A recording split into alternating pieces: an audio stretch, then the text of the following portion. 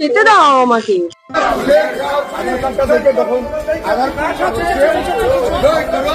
বরানগর থেকে দৌড়ে পালিয়ে প্রাণ বাঁচালো সায়ন্তিকা ব্যানার্জি। বরানগরে দ্বিতীয়বার এমএলএ পদে দাঁড়িয়েছিল সায়ন্তিকা ব্যানার্জি। তবে তিনি ভোটের আগে বড় বড় কথা বললেও গোহারা হেরেছে সায়ন্তিকা বন্দ্যোপাধ্যায়।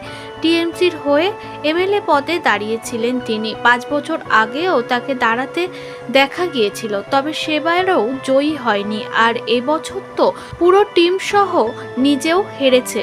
তাই তো এবার বিজেপির দলের চোর চোর স্লোগান শুনে সেখান থেকে প্রাণ হাতে নিয়ে পালিয়ে গেলেন সায়ন্তিকা বন্দ্যোপাধ্যায়। সায়ন্তিকা বন্দ্যোপাধ্যায় এর আগে একটি ইন্টারভিউতে জানিয়েছিল যে দিদিকে সকলেই চায়, দিদির সঙ্গে কাজ করে আমি অনেক খুশি, আমি সাধারণ মানুষের পাশে থাকতে চাই। কিন্তু সাধারণ মানুষ তাকে তো অ্যাকসেপ্ট করলই না, বরং চোর স্লোগান দিয়ে তাকে বরানগর থেকে ভাগিয়ে ছাড়লো আম জনতা, যেখানে সায়ন্তিকাকে দেখা যাচ্ছে দৌড়ে পালিয়ে যেতে।